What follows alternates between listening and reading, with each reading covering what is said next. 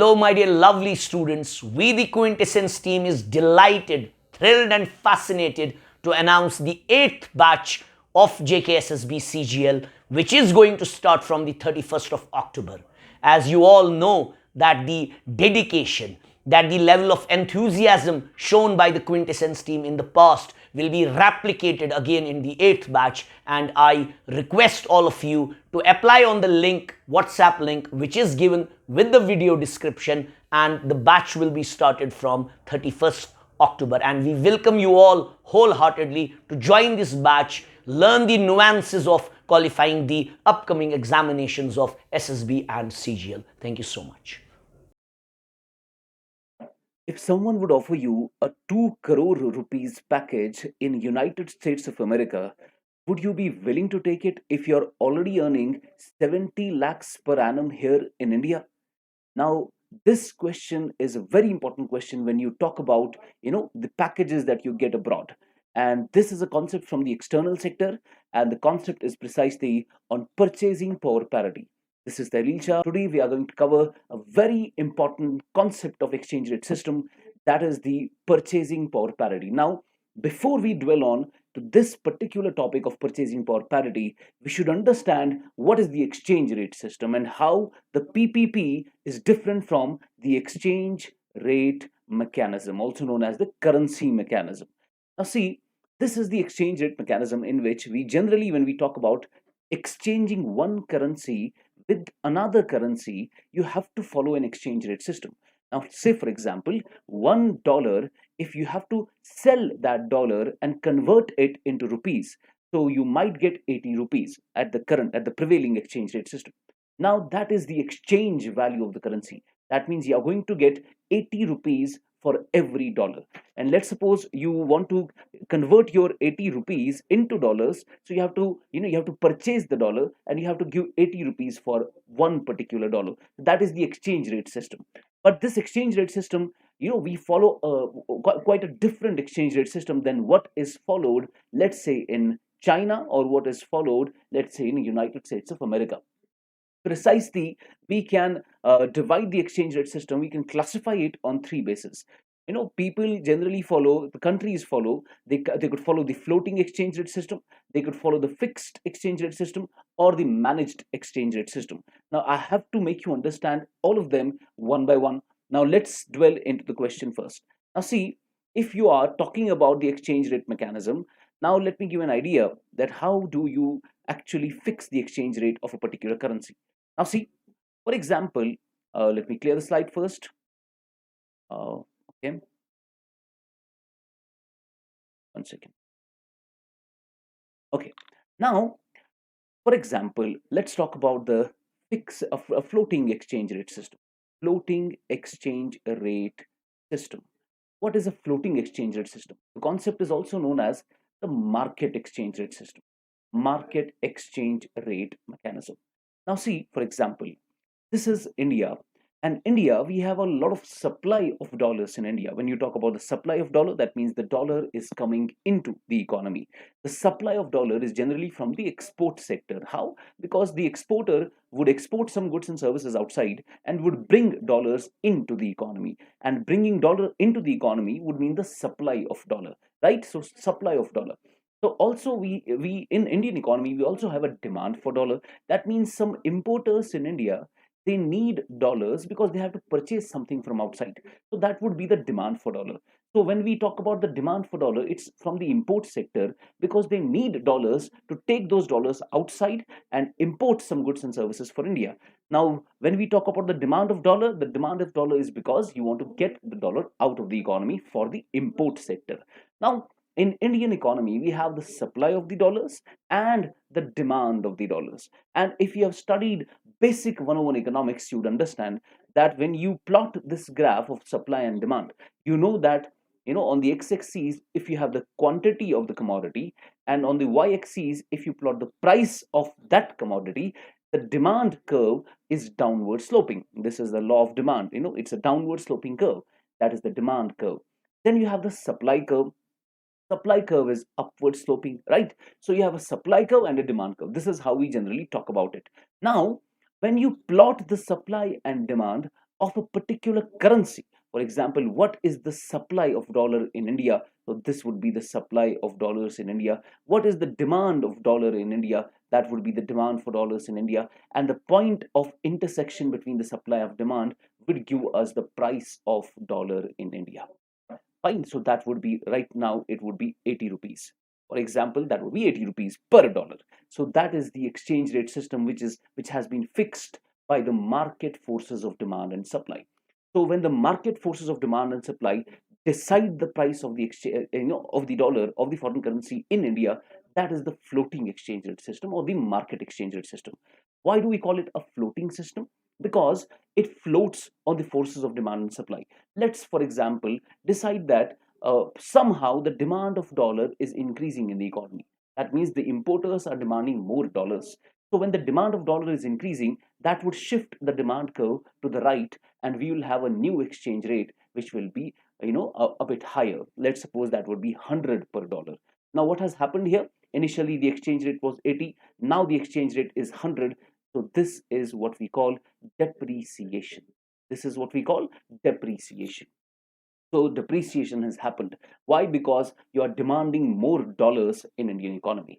Now let's suppose on the other hand, the supply of dollar is increasing. So this was the supply curve, this is the demand curve. Now let's suppose the supply is increasing. So supply is shifting, supply curve has shifted towards the right. When the supply is increasing, your initial exchange rate was here at 80. Now when the supply has increased, your exchange rate will, come down, and now you'll have an exchange rate of, let's suppose, 50 per dollar. So this means that the domestic currency, you used to get $1 for 80 rupees, now it is getting $1 for 50 rupees. That is known as appreciation. That is known as appreciation. So depreciation and appreciation happens because of the market forces of demand and supply. And when you are letting the currency float on the market forces, that means you're allowing the market to depreciate the currency or appreciate the currency. That is what we call the floating exchange rate system or the market exchange rate system. That means if it is 80, it could be 90, it could be 100, it could be 70, it could be 60, it could be 50, it could be anything. Fine. So that is the floating system we are talking about. After the floating system, we have a fixed exchange rate system. Fixed exchange rate system, let me give an example. A crude example would be, it's not entirely right, but let's take an example of People's Bank of China. So in China, what they have is they have a fixed exchange rate system. That means $1 would be equal to 6 yuans, and they have fixed the amount. So $1 equals 6 yuans. This is the exchange rate system. There will be no market forces that would change this exchange rate system. We'll have no impact of demand and supply on this exchange rate. So this exchange rate is fixed by the central bank. It is fixed by the central bank of the country.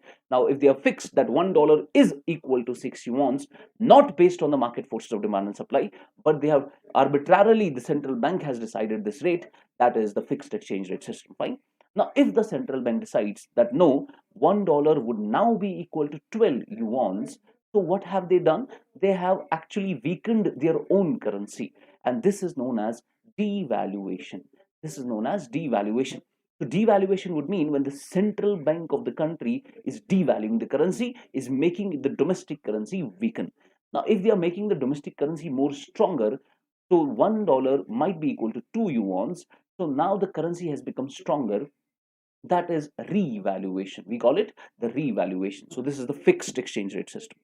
Now, after the fixed exchange rate system, we also have a managed float.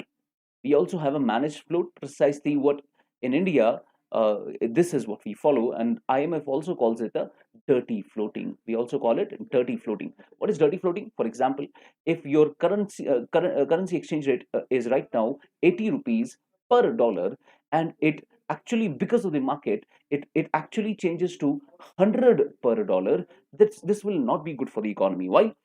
Because when depreciation happens, your domestic currency weakens, your imports become more expensive. That will be not good for the economy. Now, that is why India would not allow the currency to depreciate it to 100 or 110 and 120. We would want that the exchange rate should be around 80 or around 70. Fine. So that is where RBI steps in, and RBI manages the exchange rate back at 80. I'm just giving you an example. So what we have done here, We have allowed the market to decide the exchange rate by themselves. So market has decided $1 equal to 80. But now what RBI wants, RBI wants the currency exchange rate to be stable at $1 equal to 80. Fine. So we want the stability to happen. We don't want the currency to appreciate very high. We don't want the currency to depreciate to a very low level. We just want the currency to be stable at a particular level. So you have a stable range, stable band in which you want the currency, even in which you want the exchange rate to be in. Fine. You don't want much appreciation, you don't want much depreciation, you just want stability in the market.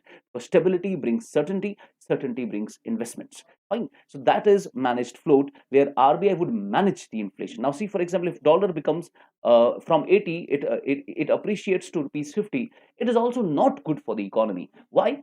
Because exports will become less competitive. Indian exports will become less competitive in the global market. So that would decrease our export sector. It's not good for the export sector. So that is why we don't want the currency to appreciate to 50 rupees. We just want the currency to be the where it is. We just want to, we just want to maintain stability.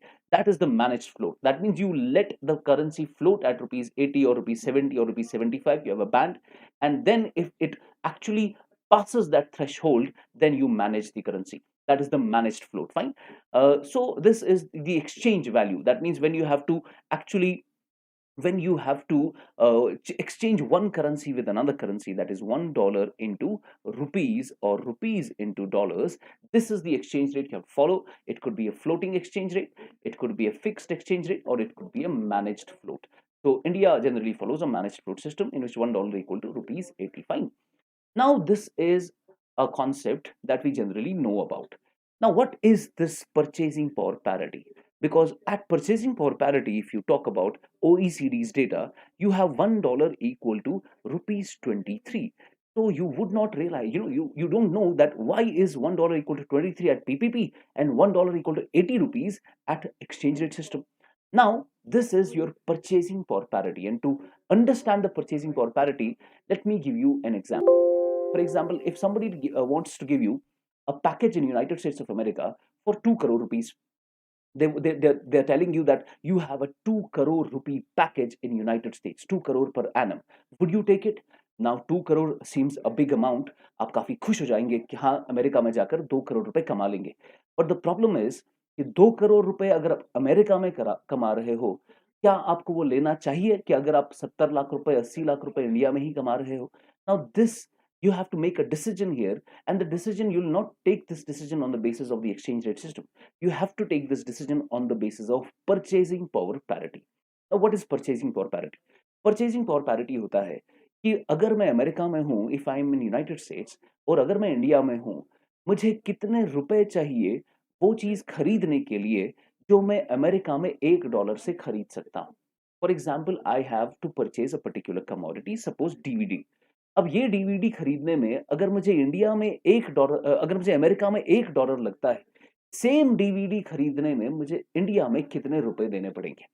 That is to maintain the same standard of living. If you are actually spending some dollars in America, how much rupees you have to spend in India to maintain the same standard?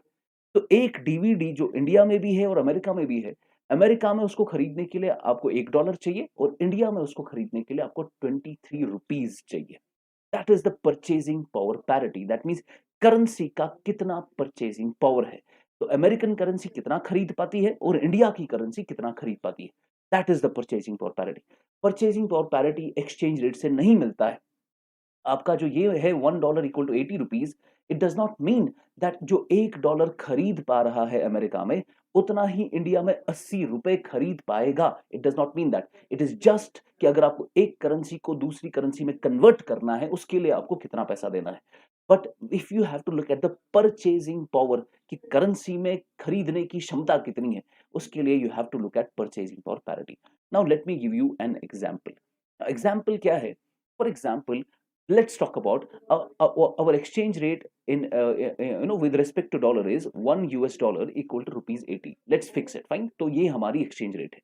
And somebody is giving you a job package. वो आपको कह रहा है कि आप America अगर आओगे, आपको मैं 2 करोड़ रुपए का एक पैकेज दे रहा हूँ. Now 2 करोड़ रुपए का पैकेज देना है. Now you have to make a decision. आप ऑलरेडी यहाँ पर 70-80 लाख कमा रहे हो, तो आपको वो 2 करोड़ रुपए का पैकेज दे रहा है। Now let's convert that 2 crore rupees first into dollars. तो what will do at the prevailing exchange rate, आपको कितना दे रहा है वो 2 करोड़ रुपए, तो आप उसको पहले कन्वर्ट करोगे कि ये 2 करोड़ रुपए डॉलर में कितना है। तो 2 करोड़ रुपए डॉलर में at current rate is at this particular rate it is 250,000 dollars. तो शॉर्ट में आपको अमेरिका में 250,000 डॉलर्स का जॉब है। Now you have a $250,000 job. Now you want to see कि ये 250,000 रुपए, that is $250,000, how much is the purchasing power of this $250,000. अब आपको purchasing power देखना है. Now if you convert this $250,000 into rupees, but you have to make this conversion at purchasing power parity. आपको PPP पे इसका conversion करना है रुपए में. अगर मैं PPP पे कन्वर्जन करूंगा इस $250,000 का, that would be around 57 lakhs, that would be around 57 lakhs। इसका ये मतलब है कि अमेरिका में अगर आप 250,000 डॉलर कमा रहे हो, इसका ये मतलब है कि वो to maintain the same standard of living that is close to 57 lakhs in India. So it means if somebody is offering you a package of 2 crore rupees in America, it is same as if the man is giving you a job of 57 lakhs in India, because you have to maintain the same standard.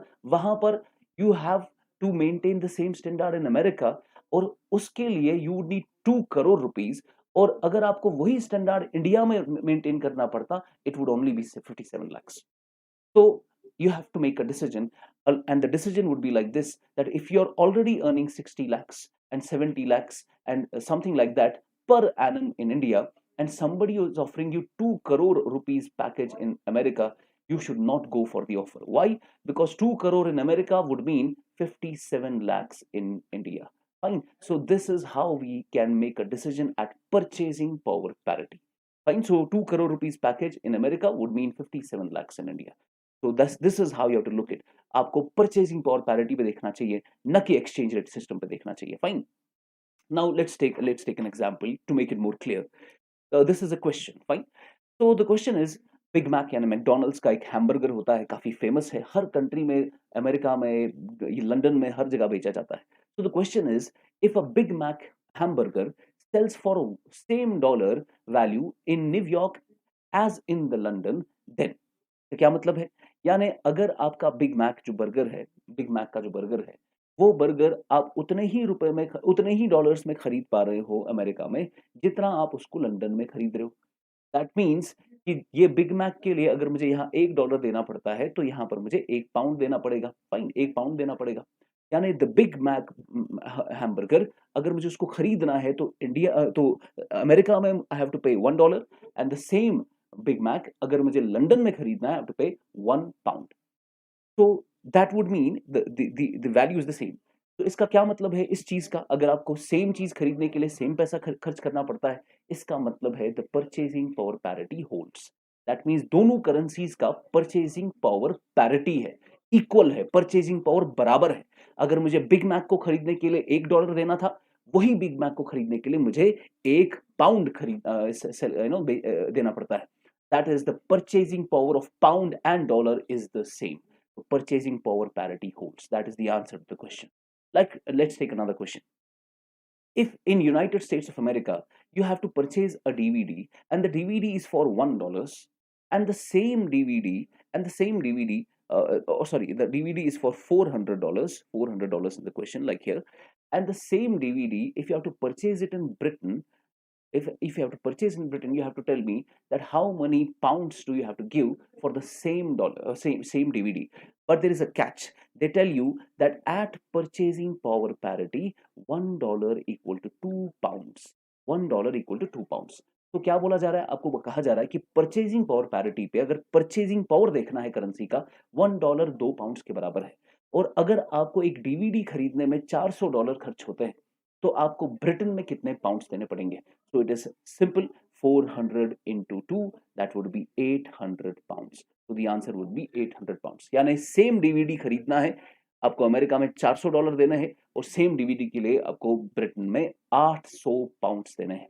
This is the purchasing power. आपको same standard of living maintain करने के लिए PPP ही देखना पड़ता है.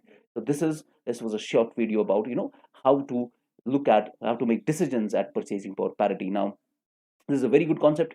I hope you enjoyed the lecture, and I'll be coming up with a series of new topics and new interesting topics of economics. Thank you so much. God bless you. Goodbye.